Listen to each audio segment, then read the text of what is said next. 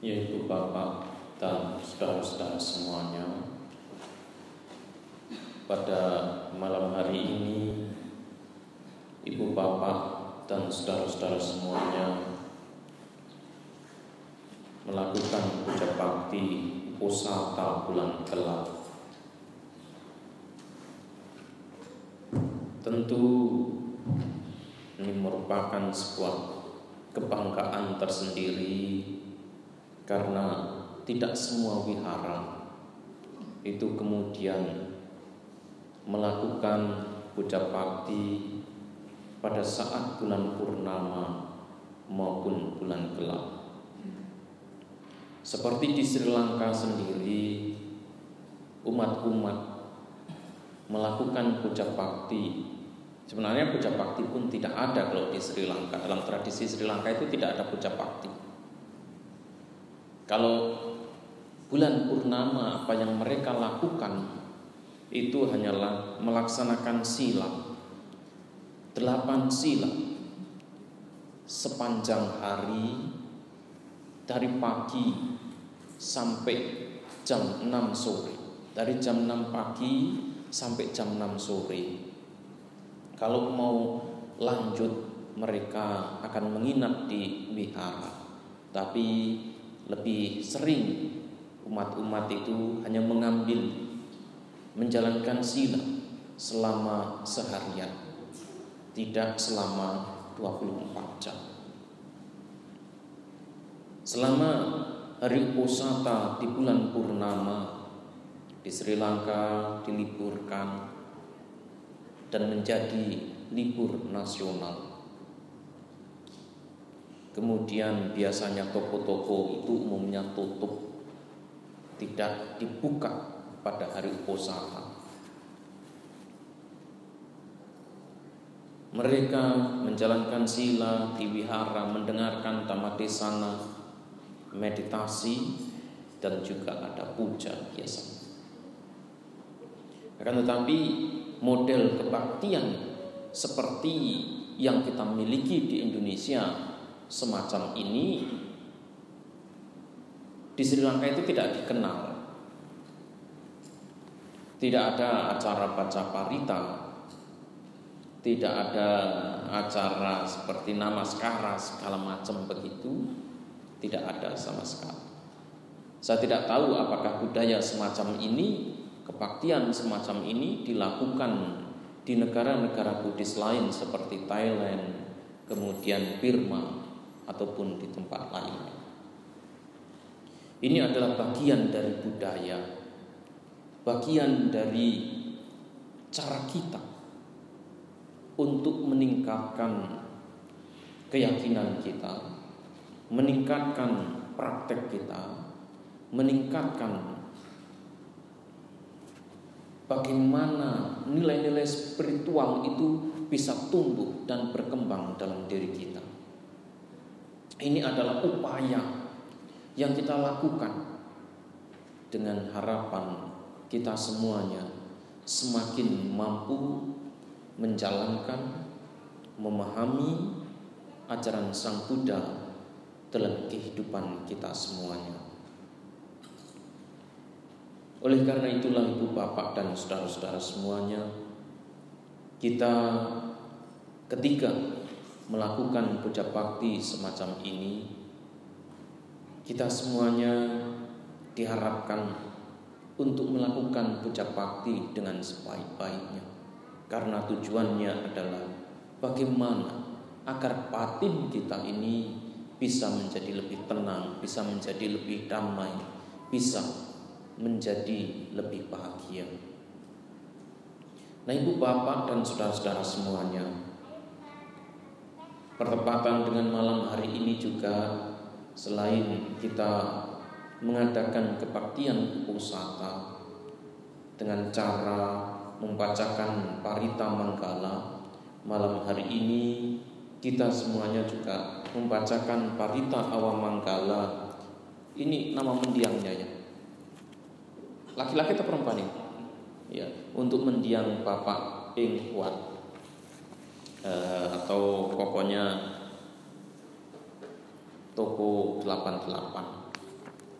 Biasanya dalam setiap acara kematian kita itu sering mendengar kata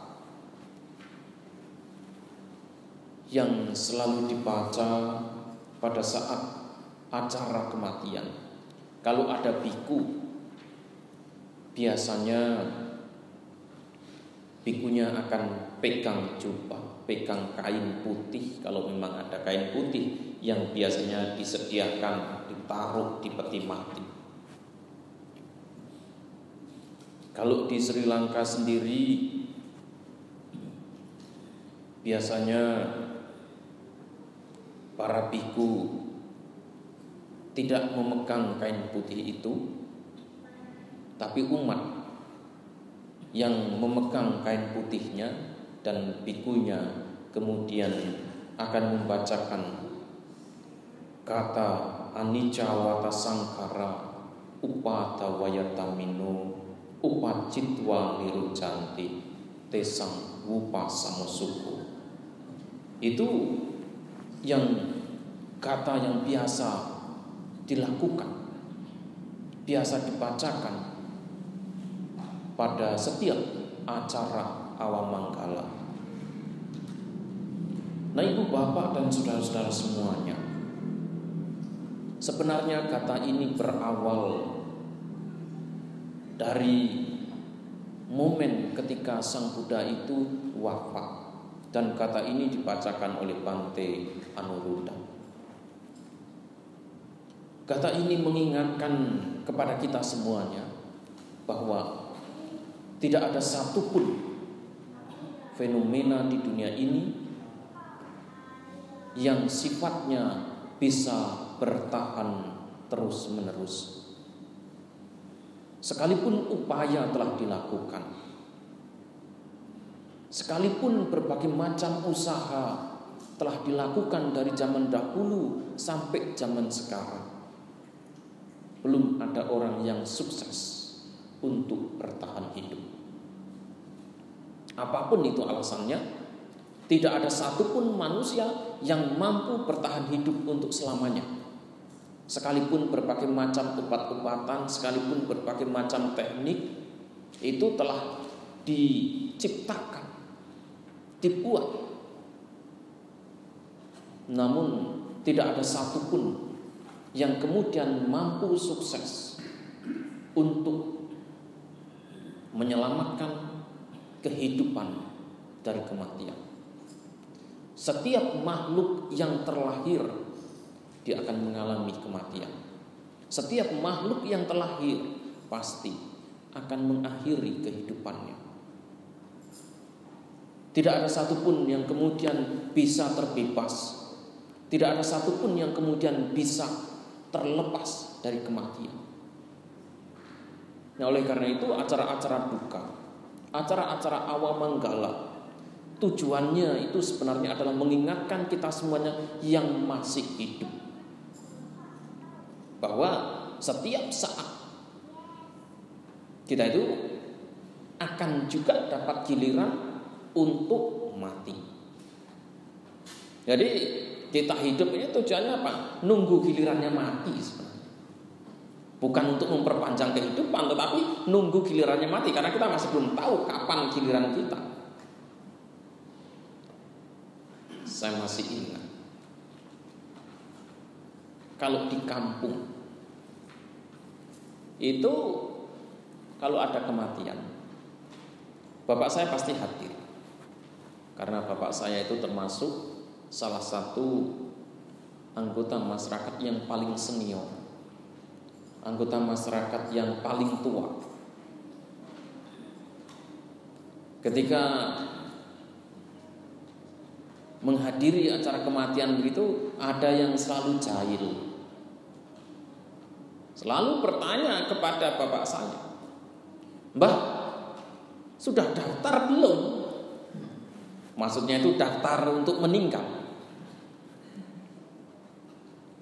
Kadang-kadang bapak saya ya diam saja, karena bapak saya kan sudah tua. Tapi justru yang biasanya bertanya itu sebenarnya dia orang yang lebih muda daripada bapak saya.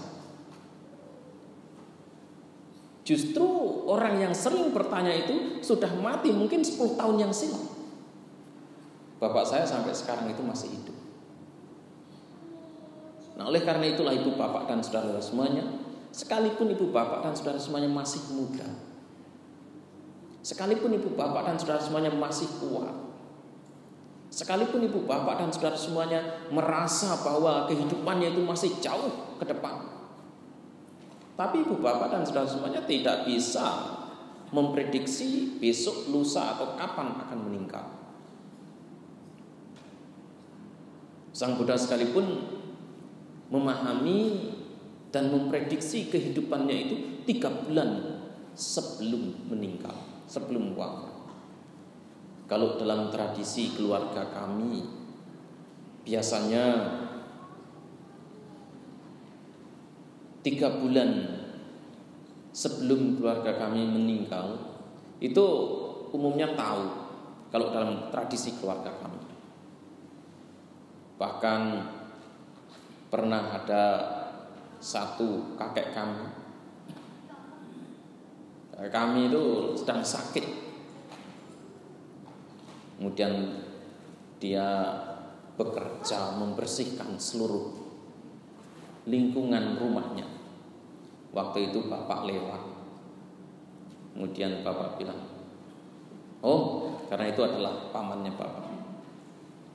Oh, sakit kayak gitu, coba istirahat saja, tidak usah kerja." Kemudian pamannya itu bilang,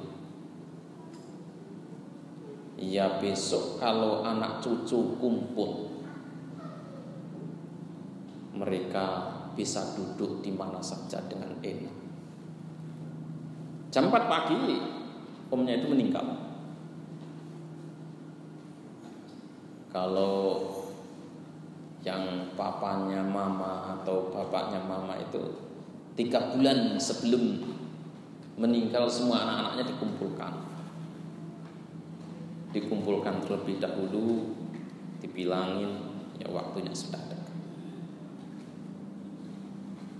Ada juga yang meninggal, mereka meninggal itu dengan cara mandi dulu, bersih-bersih terlebih dahulu, pakai pakaian yang terbaik, kemudian berbaring dan mengakhiri kehidupannya, baring dengan baik. Nah, ibu bapak dan saudara-saudara semuanya, tentu tidak semua orang punya kemampuan seperti itu. Tidak semua orang kemudian memahami seperti itu. Umumnya kebanyakan orang itu tidak bisa menduga, tidak bisa mengerti kapan kehidupannya itu akan berakhir. Kapan kehidupannya itu kemudian harus diakhiri. Ketika ada kematian, ketika ada upacara duka, seharusnya kita semuanya ingat. Karena parita-parita yang dibaca, kata-kata yang dibacakan, itu tujuannya apa? Mengingatkan kita semuanya. Sabe sangkara anicca, segala sesuatu yang terkondisi itu tidak kekal adanya. Nah, oleh karena itulah ibu bapak dan saudara semuanya, kita yang masih hidup, ketika ada upacara-upacara kematian semacam ini, seharusnya sang wega itu muncul. Sang wega itu sebenarnya adalah semangat, inspirasi untuk berjuang. Sang wega dimunculkan agar kita semuanya mau berjuang dengan sebaik-baiknya, agar kita ini bisa bebas dari penderitaan secepatnya. Salah satu penyebab yang membuat kita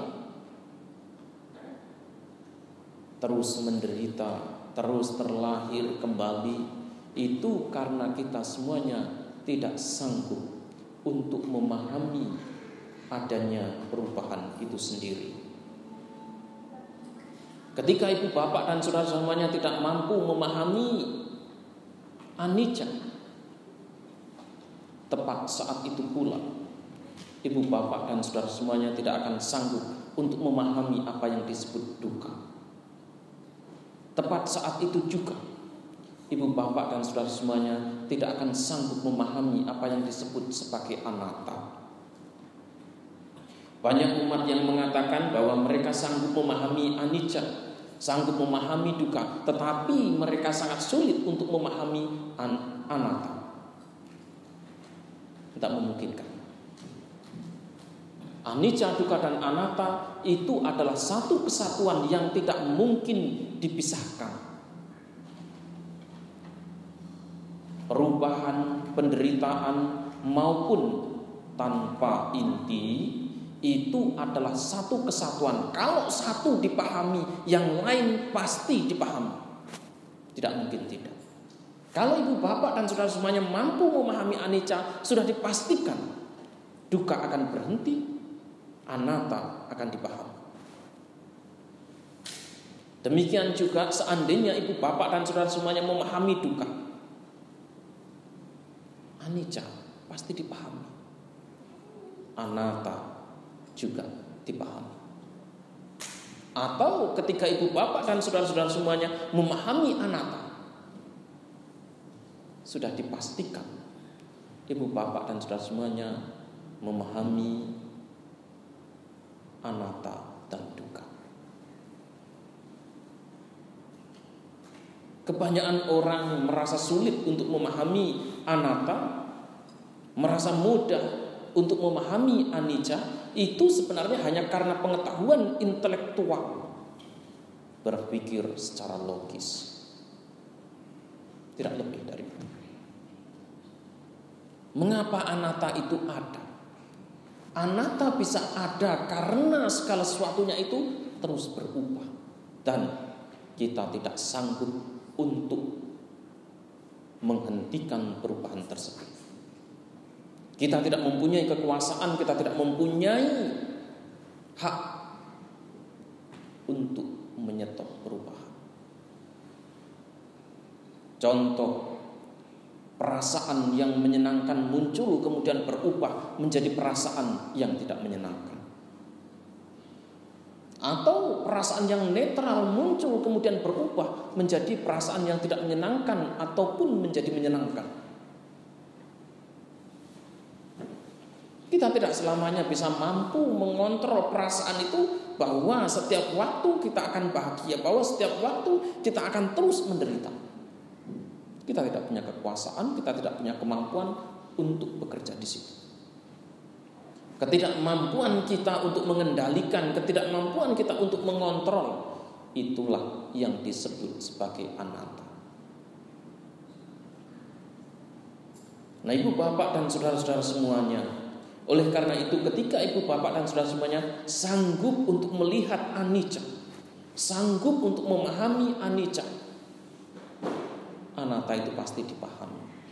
Kalau ibu bapak dan saudara semuanya hanya sanggup memahami anicca dan tidak mampu memahami anatta, berarti bisa dipastikan itu bukan pemahaman yang benar. Itu masih sebatas pemahaman intelektual, logika semata. Kita anggap itu sebagai perubahan. Kita anggap bahwa kita telah melihat perubahan. Padahal itu semuanya hanyalah penglihatan yang semu, bukan penglihatan yang sesungguhnya.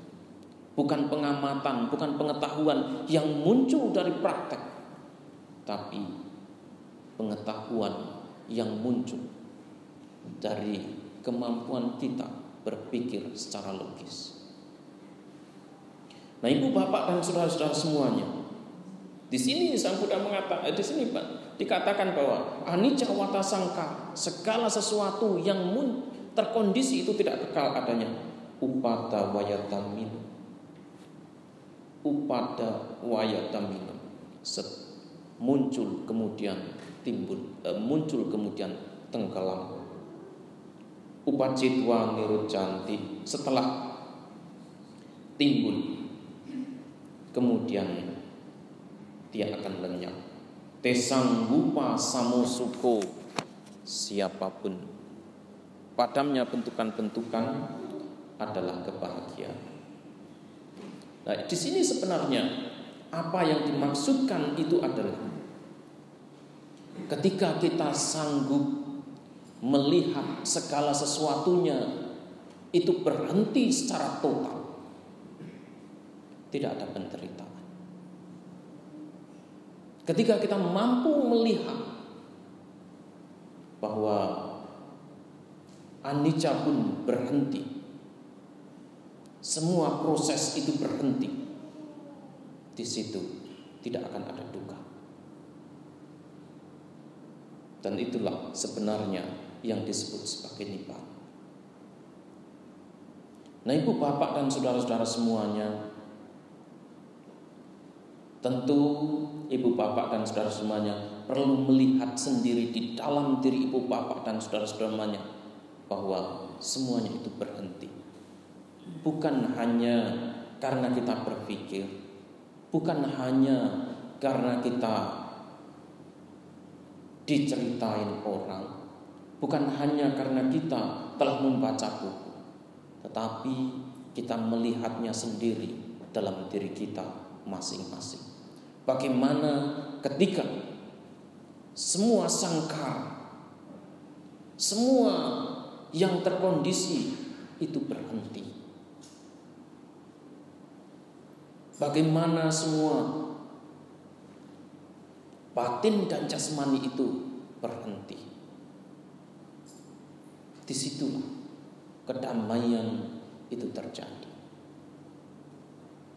Nah, ibu bapak dan saudara-saudara semuanya, tentu dibutuhkan praktek, dibutuhkan kebiasaan untuk bisa melihat semua itu.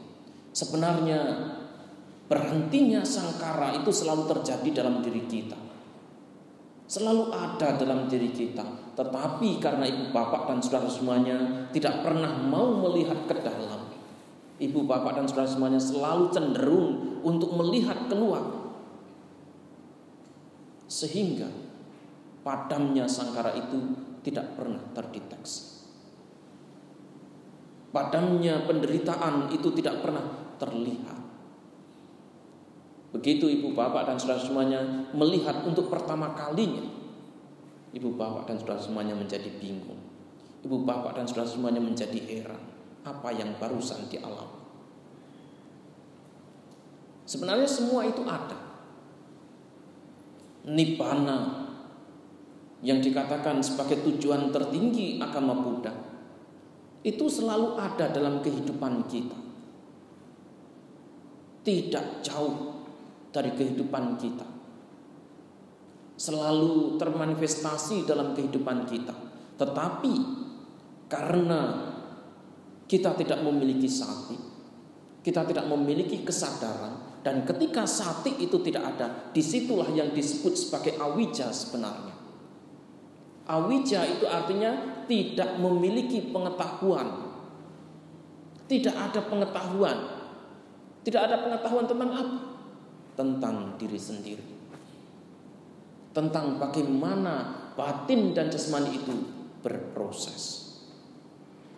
Awija itu bukan karena ibu bapak dan saudara semuanya tidak memiliki pengetahuan yang sangat luas, tidak memiliki pengetahuan tentang Tipitaka. Bukan.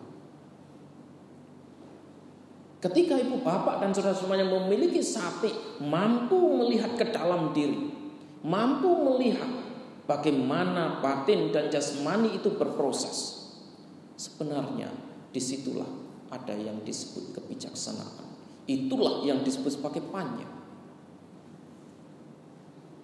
Melihat bagaimana batin dan jasmani ini berproses, apakah saat itu berproses dalam kondisi yang baik ataukah dalam kondisi yang tidak baik. Apakah berproses dalam kondisi yang menyenangkan ataukah yang tidak menyenangkan. Seorang arahat sekalipun bukan berarti semuanya itu enak, bukan berarti yang dialami itu yang baik-baik saja. Tidak. Sekalipun seorang arahat, yang namanya dukkha wedana atau perasaan tidak menyenangkan tetap dialami. Yang namanya sukha wedana tetap dialami, atau perasaan yang menyenangkan tetap dialami. Yang namanya adu kama suka wedana atau perasaan yang netral itu juga dialami.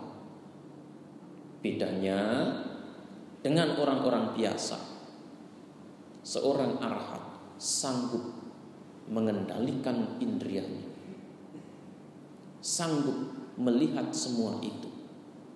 Dan ketika perasaan ini muncul, dia sanggup untuk mengendalikan, menyetop semua itu. Kalau memang perasaan tidak menyenangkan, dia bisa mengubahnya menjadi menyenangkan ataupun netral. Kalau perasaan yang menyenangkan, dia bisa mengubah menjadi tidak menyenangkan ataupun netral. Demikian juga ketika perasaan netral itu muncul, dia bisa mengubahnya menjadi menyenangkan ataupun tidak menyenangkan. Itu adalah salah satu privilege, itu adalah satu hak paten yang dimiliki oleh seorang arhat sebenarnya. Sama-sama mengalami perasaan. Ibu, bapak, dan saudara semuanya ada waktunya menjadi senang, ada waktunya menjadi tidak senang, ada waktunya untuk menjadi netral. Arhat juga sama sebenarnya. Hanya saja bedanya di mana? Bedanya itu adalah mereka sanggup menguasai indria mereka, sanggup menguasai 6 indria mereka. Sementara orang-orang biasa itu selalu terseret. Ada perasaan menyenangkan, pengen diburu terus, pengen dikejar terus. Begitu ada perasaan tidak menyenangkan, ditolak mati-matian. Demikian juga ketika ada perasaan netral, diabaikan begitu saja. Arahat sanggup melihat, arahat sanggup mengetahui ketika perasaan itu muncul. Sementara ibu bapak dan saudara semuanya, ibu bapak dan saudara semua yang masih terlibat terus dalam kehidupan yang disertai dengan awija, tidak mampu untuk melihatnya. Awija adalah ketidakmampuan untuk melihat. Awija adalah tidak hadirnya sati dalam diri kita, tidak hadirnya kesadaran dalam diri kita. Ketika sati itu hadir, ketika kesadaran itu hadir, ketika kewaspadaan itu termanifestasi dalam diri kita, disitulah kebijaksanaan itu juga termanifestasi. Dalam praktek apa yang disebut sebagai wija, apa yang disebut sebagai panya, apa yang disebut sebagai sati, yata butanya nadasana maupun upeka, itu tidak ada bedanya sama sekali. Tapi nanti kalau kita sudah bicara di dunia akademis, bicara secara intelektual, kita bedakan ini sati, ini panya, ini UPK, ini yata butanya nadasana dan sebagainya.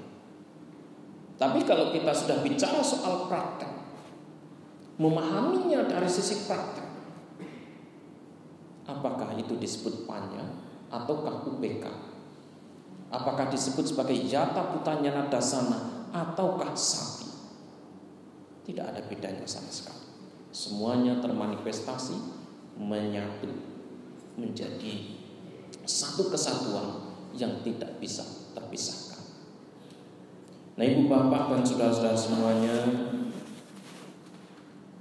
ketika momen-momen semacam ini, kita semuanya diingatkan akan fenomena kematian. Seharusnya kita semuanya bergegas untuk berjuang.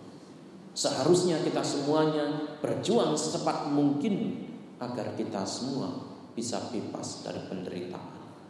Sebagaimana yang saya tekankan dalam setiap kesempatan, apakah ibu bapak dan saudara semuanya berbaju sebagai perumah tangga ataukah memakai jubah, meninggalkan kehidupan rumah tangga ataukah sebagai seorang pasaka dan upasika, ibu bapak dan saudara semuanya memiliki kesempatan yang tidak ada bedanya.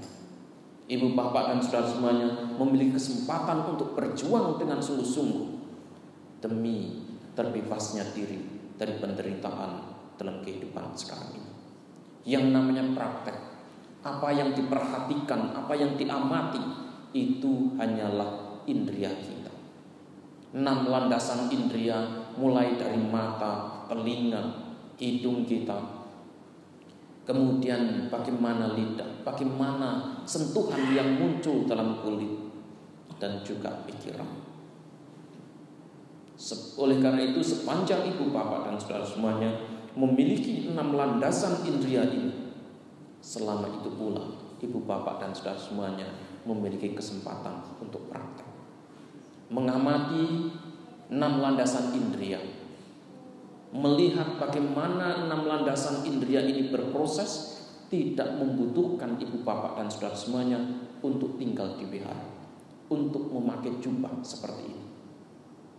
Ketika ibu bapak dan saudara semuanya sedang bekerja, ketika ibu bapak dan saudara semuanya sedang sibuk, ketika ibu bapak dan saudara semuanya sedang melakukan aktivitas sehari-hari, 6 landasan indria itu bisa diamati. Ketika 6 landasan itu berproses, bisa dilihat dengan teliti, bisa dilihat dengan sebaik-baik. Oleh karena itulah ibu bapak dan saudara semuanya, saya mengajak ibu bapak dan saudara semuanya untuk terus berjuang, untuk terus berlatih, untuk terus mengembangkan kesadaran dalam kehidupan sehari-hari. Pengembangan kesadaran itulah yang disebut sebagai praktek agama Buddha. Pengembangan kesadaran itulah yang kemudian akan menjadi tolak ukur kesuksesan kita dalam praktek. Semoga ibu bapak dan saudara semuanya tetap terus bersemangat untuk berjuang, tetap terus memiliki sangweka mengakhiri duka dalam kehidupan sekarang ini juga. Semoga Sang Tiratana selalu melindungi sapi saka bawantu sukitata.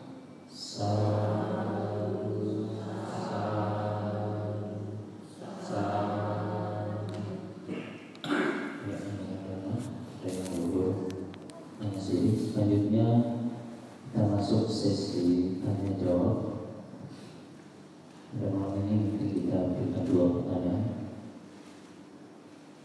Baik, Bapak Ibu yang ingin bertanya, ya, langsung Ibu Salamia. Ini keluarga dari duka ya, Bang. Nama budaya sama Nera. Ya. Ini saya bertanya sama Nera.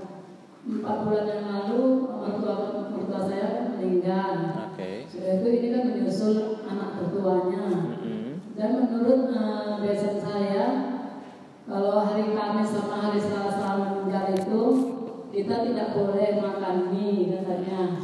Jadi saya tanyakan bagaimana menurut pandangan Buddhis tentang ini sama Nera. Sebelumnya Tidak boleh makan mie. Iya, sama Nera. Kalau tidak boleh makan mie, besok danakan mie-nya kepada saya saja ya. Kayak saya tak percaya kalau yang kayak gituan sama Nera. Iya. Ya. Jadi yang namanya tradisi itu ada berbagai macam, ada 1001 macam tradisi. Ya. Kalau orang Jawa punya tradisi, bapak saya itu sangat pandai untuk hitung-hitung seperti itu. Kalau misalnya meninggalnya itu pada hari-hari tertentu, saya tidak tahu hitungannya, saya lupa. Itu nanti keluarganya ekonominya jadi seret.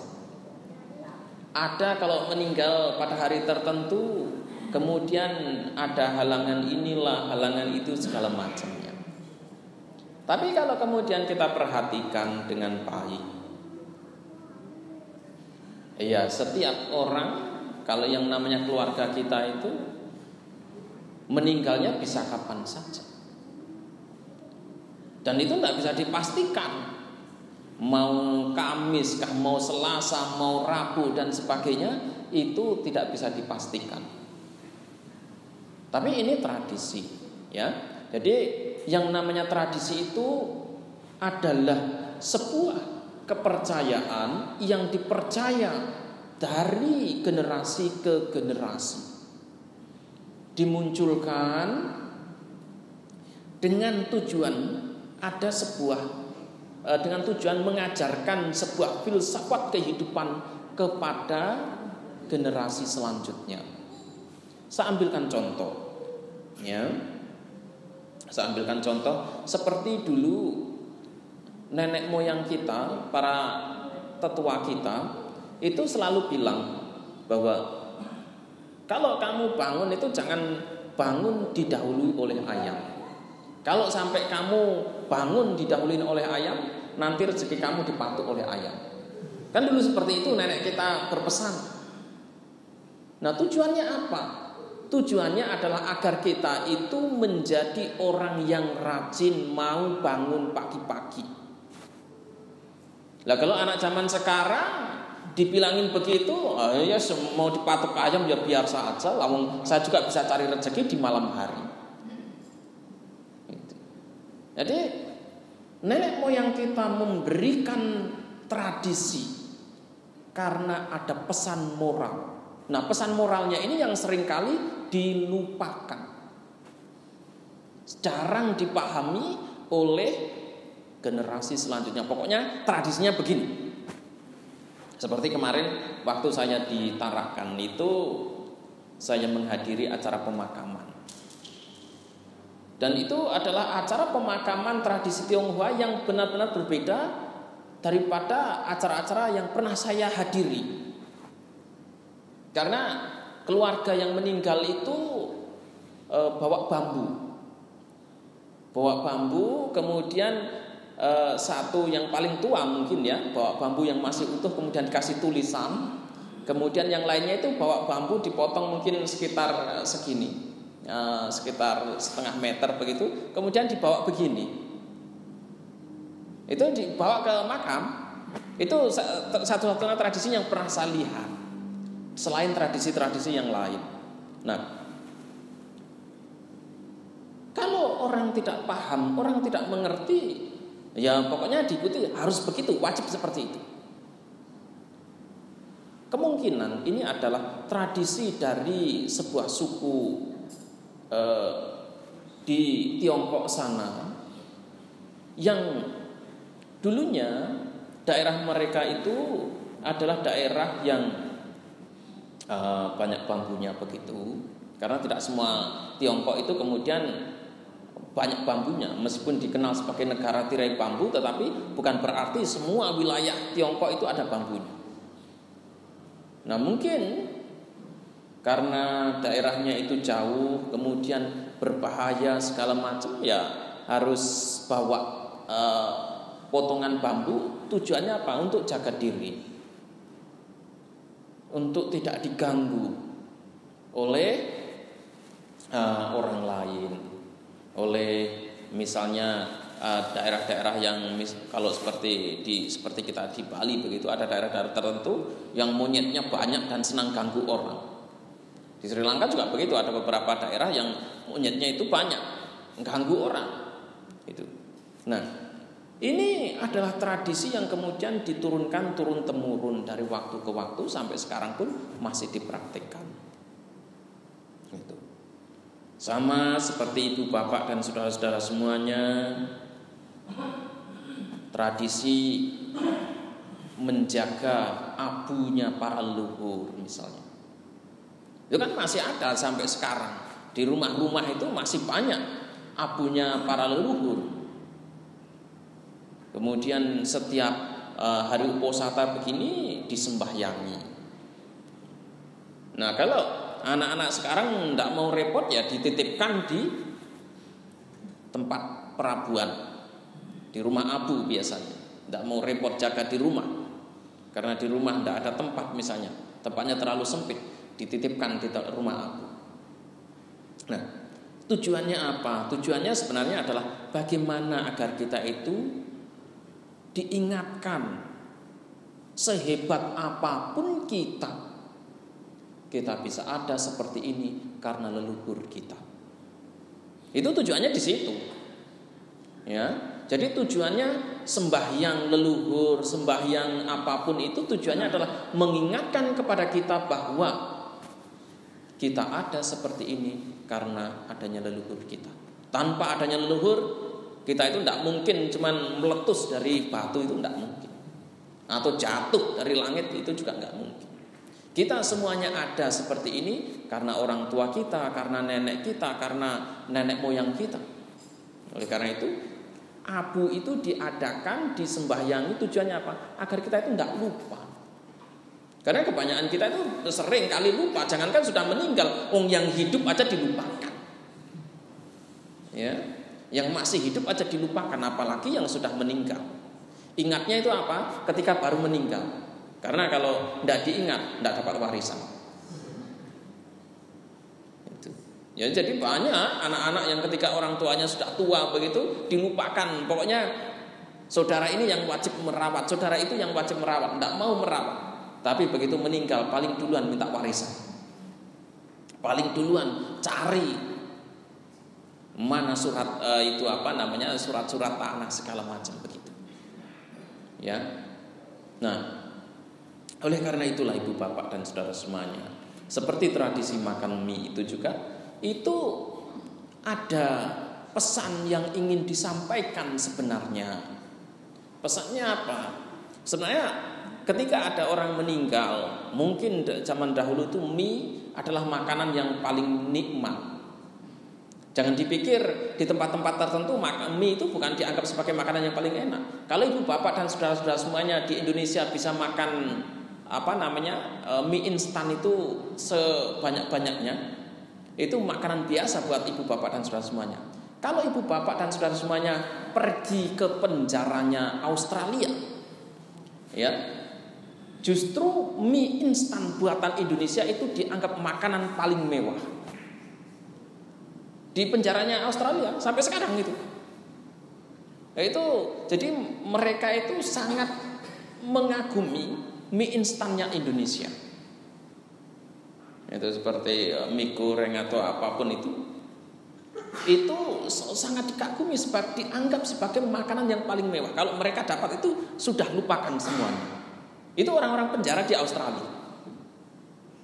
Sampai beberapa waktu yang lalu itu dimasukkan ke koran dan dikritik oleh masyarakat karena hanya dikasih makan Indomie begitu, dianggap memanjakan orang-orang yang di penjara. Padahal kalau kita anak-anak kos begitu, kalau makanannya itu sudah mie instan, sudah ketahuan. Ini lagi masa-masa kritis. Kalau anak-anak kos yang sudah pernah ngekos itu paham. Kalau yang keluar yang dimakan itu sudah mie instan, berarti kirimannya itu sudah tipis sekali. Tapi kalau di Australia enggak. Di Australia justru itu adalah makanan paling mewah. Itu. Nah, oleh karena itu kemungkinan saja di zaman dahulu di suatu daerah, terutama daerah yang memunculkan pertama kali ide semacam ini, bisa saja waktu itu mie adalah makanan terenak. Kemudian begitu ada orang meninggal, memuaskan diri dengan cara makan mie. Itu kemungkinan ya, ini saya hanya mengira-ngira saja. Nah, kemudian yang lain mungkin lihat, yang lain mungkin merasa, lah ini ada keluarga yang meninggal, kita semuanya lagi sedih, malah dia pesta pora. Itu malah bersenang-senang. Nah, akhirnya dari kasus-kasus semacam itulah kemudian muncul tradisi-tradisi yang macam-macam itu. Itu, ya. Nah, itu boleh dianut. Jadi Sang Buddha itu mengatakan bahwa tradisi tetap boleh dijaga, tetapi kita harus paham tradisi ini bisa menimbulkan penderitaan buat kita atau tidak. Bisa memberikan manfaat kepada kita atau tidak. Seperti jaga abu, kalau bagi saya, kalau dilihat dari sisi Buddhis itu memberikan manfaat. Sembahyang itu kuburan itu memberikan manfaat. Karena mengingatkan kita kepada leluhur kita, sanak famili kita yang telah berjuang sehingga kita ada seperti ini. Sehingga kita bisa berdiri di atas kedua kaki kita.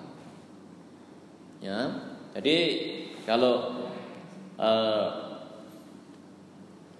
ada larangan orang yang ada larangan makan mie karena ada keluarga yang meninggal pada hari Selasa dan Kamis misalnya, Ya, kita harus lihat historinya, sejarahnya itu seperti apa, mengapa tradisi ini muncul. Itu pasti ada sejarahnya. Hanya saja kebanyakan kita ini apapun tradisi yang kita anut, kita tidak tahu artinya itu apa, sejarahnya itu seperti apa. Itulah yang disebut sebagai keyakinan membuta, itu seperti itu. Pokoknya dijalankan. Gitu aja kita ngertinya. Pokoknya dituruti. Kita tanpa mengerti sejarahnya. Padahal setiap tradisi itu pasti ada sejarahnya. Setiap kebudayaan itu pasti ada ceritanya, ada alur ceritanya. Kapan dimunculkan, mengapa dimunculkan, bagaimana tradisi tersebut dipertahankan. Ya, jadi perlu dilihat dulu sejarahnya secara nyata, perlu dilihat dulu sejarahnya dengan baik, sehingga nanti kita ketemu benang merahnya itu di mana. Itu, ya. Dalam tradisi orang Jawa sekalipun ya banyak itu tradisi yang beginilah, menyangkut orang kematian segala macam, itu ya banyak tradisinya. Itu, ya. Jadi tradisi itu berbeda dari satu tempat ke tempat yang lain, dari satu negara ke negara yang lain, dari satu suku ke suku yang lain itu akan berbeda. Bahkan seperti orang Tionghoa sekalipun, seperti saya katakan tadi, tidak hanya satu tradisi saja ketika berhadapan dengan kematian. Itu macam-macam tradisi. Ya. Ada pertanyaan lainnya? Cukup, Bu? Ya. Ada pertanyaan lain? Silakan. Selamat malam, nama budaya saya. Ya. Ini mengenai kematian. Ya. Di dalam agama Buddha ada 4 macam kematian. Sama yang nanti bisa menjelaskan. Yang menjadi pertanyaan saya adalah mati suri. Itu bagaimana pandangan agama Buddha? Karena orang yang pernah mati suri itu pernah melihat kehidupan lain. Yang pertanyaan yang kedua, ini Upasata, kenapa selalu jatuh tanggal 1, 8, 15 dan 23? Demikian ngomong saya. Ya, masalah mati suri itu sebenarnya kalau dalam istilah teknisnya itu sebenarnya near death experience sebenarnya. Jadi itu near death experience itu boleh dikatakan pengalaman menjelang kematian sebenarnya, hampir mati kalau kita terjemahkan secara teknisnya. Nah, kita dalam bahasa Indonesia kemudian diterjemahkan mati suri. Sebenarnya itu momen-momen di saat kesadaran kita sudah menjadi sangat lemah. Dan banyak orang yang mengalami pengalaman semacam ini, kemudian mereka mampu melihat cahayanya itu sudah terang benderang begitu, sudah waktunya untuk meninggal, tapi kembali lagi. Bahkan ketika orangnya terbaring kaku, sudah pokoknya tidak sadarkan diri begitu, kemudian keluarganya nangis, ya merasa bahwa terbang lagi di atap begitu, di atap, kemudian melihat semua keluarganya itu menangis. Sebenarnya itu begini, bisa terjadi karena waktu itu sangat lemah bekerja, tapi masih bisa mendengar. Ya, mengapa dia merasa melihat keluarganya yang menangis segala macam begitu? Kemudian dia bisa mendengar, melihat keluarganya yang menangis, keluarganya yang bersedih segala macam. Itu karena indera dia masih bekerja. Saya ambilkan contoh seperti waktu kita itu bermimpi. Kasusnya sebenarnya tidak ada bedanya. Waktu kita tidur kemudian kita bermimpi, itu kan kadang-kadang fenomena di luar bisa mengkondisikan mimpi kita. Contohnya di luar itu sedang panas. Di luar begitu panas. Nah, mimpi kita juga sangat panas. Berkaitan dengan api kah, berkaitan dengan suhu atau apa, itu bisa terjadi. Nah, ketika kesadaran ini sudah begitu lemah, sudah akan meninggalkan tubuh kita, masih ada kesadaran-kesadaran lain yang bertahan. Contohnya pendengaran begini masih ada, sehingga muncul semacam refleksi bahwa keluarganya itu meninggal dan dia mampu melihat. Bahkan kadang-kadang ketika kita meditasi pun mata tertutup, kita merasa seolah-olah melihat sekeliling persis seperti itu. Meskipun kita matanya tertutup loh ya. Itu bukan kesaktian. Itu bukan karena kita memiliki apinya, tetapi ketika kita duduk meditasi, kemudian mata kita tutup, kita seolah melihat semuanya itu dengan nyata, sekeliling kita dengan nyata. Ada waktu-waktu tertentu seperti itu. Tentu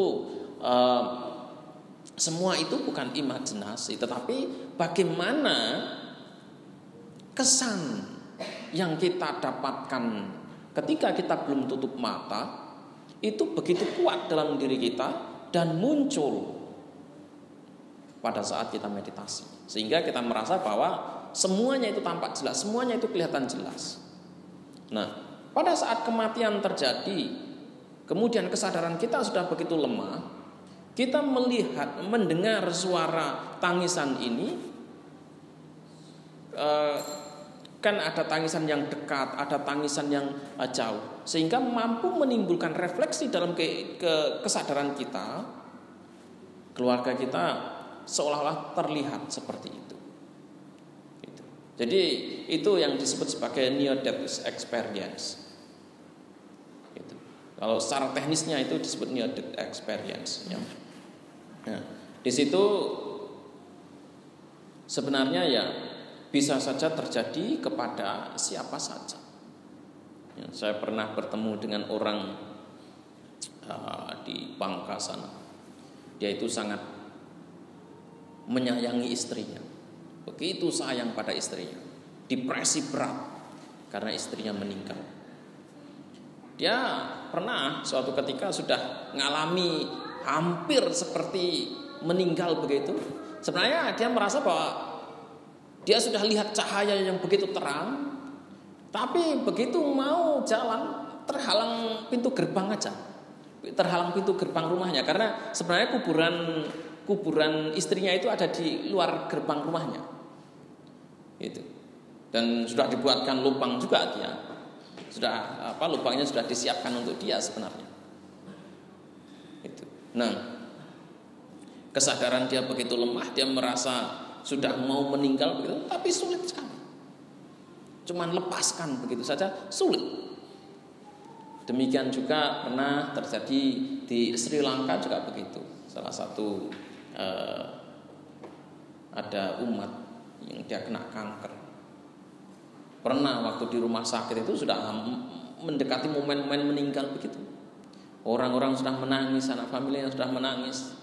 Dia lihat juga sudah melihat cahaya putih begitu. Cahaya putih sudah mau meninggalkan, tapi karena melihat sanak familinya ini masih menangis, ya, kembali lagi dia kesadarannya menjadi kuat. Dan dia hidup kembali selama kalau nggak salah 1 atau 2 tahun begitu, baru dia meninggal. Ya, itu mengenai death experience, mati suri. Pertanyaan yang kedua tadi tentang apa?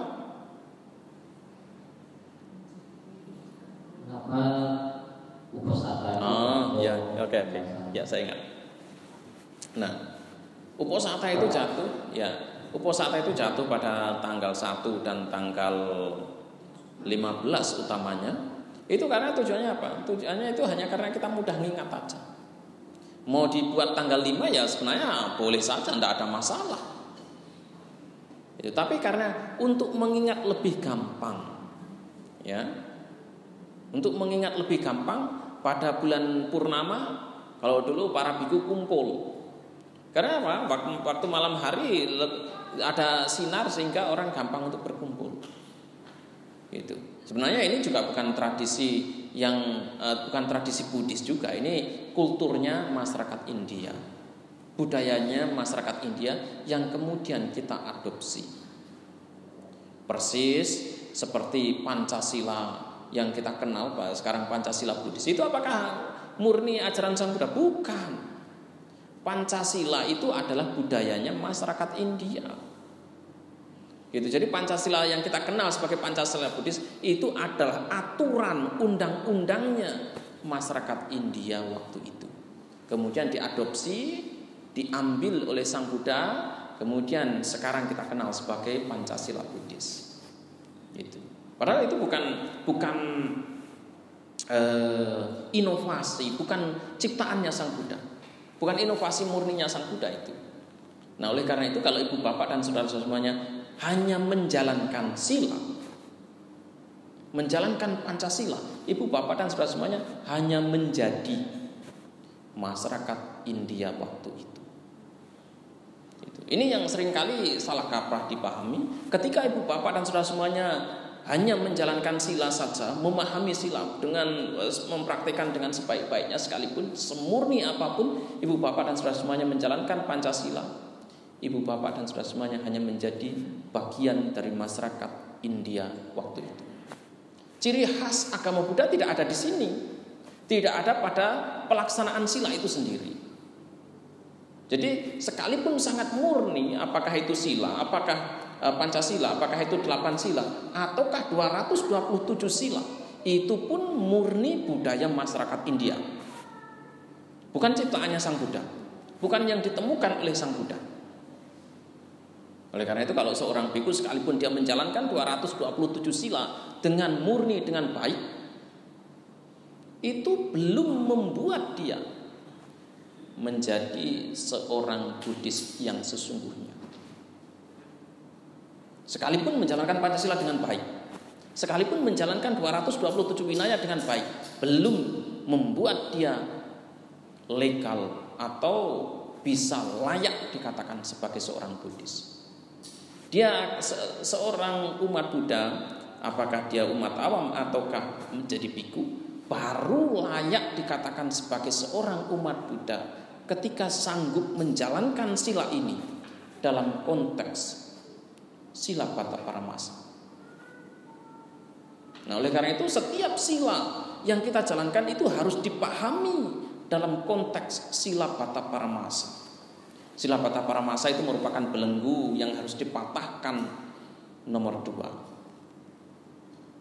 Itu. Sila Bata Paramasa itu apa? Sila Bata Paramasa itu sebenarnya sila itu apa? Ya sila. Wata itu kewajiban dan tanggung jawab. Paramasa itu kemelekatan. Artinya melekat pada tanggung jawab dan kewajiban, atau singkatnya melekat pada aturan. Nah, ketika ibu bapak dan saudara semuanya menjalankan sila, menjalankan Pancasila, itu harus dipahami bahwa sebaik apapun jangan sampai kemudian ibu bapak dan saudara semuanya melekat pada sila itu sendiri. Karena ketika ibu bapak dan saudara semuanya melekat pada aturan itu sendiri, yang timbul adalah penderitaan. Contoh, ibu bapak dan saudara semuanya melanggar sila pertama misalnya. Pernah saya bimbing retreat meditasi di Bali awal tahun ini bersama Pak Santarsito, kita berkolaborasi. Itu ada satu peserta, saya kan ngajarinya kalau jalan itu jalanlah dengan bebas, tidak perlu dibuat-buat, tidak perlu direkayasa, jalanlah dengan bebas. Kemudian ketika dia berjalan tanpa sengaja, tanpa niat dia nginjak semut. Wah, habis begitu muncul penyesalan yang luar biasa dalam dirinya. Dia sampai nangis-nangis. Inilah penyesalan, itulah yang disebut sebagai sila Bata Paramasa. Gitu. Penyesalan itulah yang disebut sebagai sila Bata Paramasa. Artinya kita terlalu melekat pada aturan sehingga kita itu menderita karena aturan itu. Kalau memang kita melanggar, ya sudah, yang penting kita tahu saya habis melanggar. Saya telah melanggar sila ini, sila itu. Cukup sampai di situ tanpa perlu disesali. Kalau ibu bapak dan saudara semuanya bisa mempraktekkan seperti itu, nanti kehidupan itu jadi enak. Bukan berarti dengan bebas melanggar sila, tidak. Tetapi ketika pelanggaran itu tidak bisa dihindarkan, ibu, bapak, dan saudara semuanya cukup mengetahui, cukup menyadari saya telah melanggar sila, tanpa kemudian menyesali terus-menerus. Karena penyesalan itu adalah penderitaan sebenarnya. Itulah yang disebut sebagai duka, itu seperti itu. Itu yang ketika ibu, bapak, dan saudara semuanya menderita atau menyesal, itulah yang disebut sebagai kama wipaka yang muncul secara langsung. Jadi kan kalau dalam kama itu ada kama yang bisa berbuah secara langsung, bisa berbuah setelah sekian lama, bisa berbuah dalam waktu yang jangkau yang lama. Nah, penyesalan yang muncul akibat akibat pelanggaran sila yang baru saja kita lakukan, itulah yang disebut sebagai kama wipaka atau kama yang berbuah secara langsung. Itu tidak tahu saya istilah palingnya, saya tidak ngerti, tapi itulah yang disebut sebagai kama wipaka atau kama yang berbuah secara langsung. Itu. Nah, oleh karena itu, apapun kesalahan yang kita lakukan, maafkanlah diri sendiri. Kita seringkali memaafkan orang lain, tapi kita tidak bisa memaafkan diri sendiri. Oleh karena itu, kesalahan apapun, maafkan diri sendiri, sehingga kita ini bisa hidup dengan nyaman dan aman kemanapun kita pergi. Tidak timbul penyesalan, tidak timbul ketakutan, tidak timbul kekhawatiran dan sebagainya. Ya, saya kira itu jawaban saya.